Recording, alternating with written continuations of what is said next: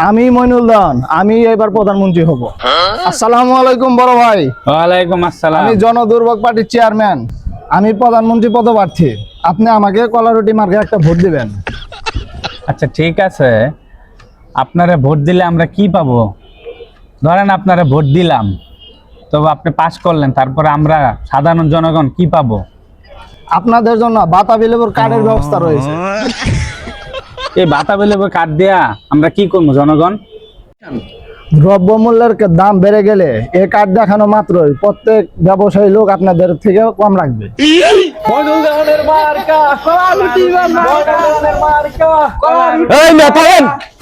করেন আপনি, আমি 3 সপ্তাহ হয়ে গেছে নমিনেশন পেপার ছাপাইছেন, বিল পরিশোধ করেন নাই কেন?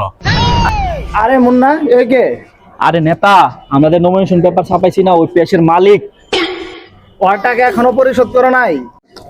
নেতা, নমিনেশন পেপারের বিল হচ্ছে 2000 টাকা।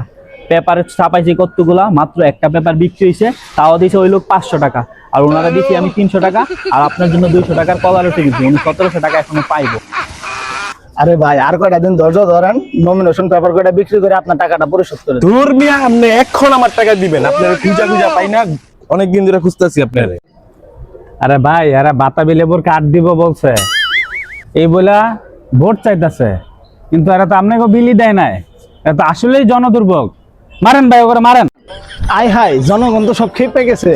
এখন তো আমাদের পালাইতে হবে। আমার 20 লক্ষ জনগণকে খবর দাও, তাড়াতাড়ি ঢাকা শহর ব্লক করতে হবে।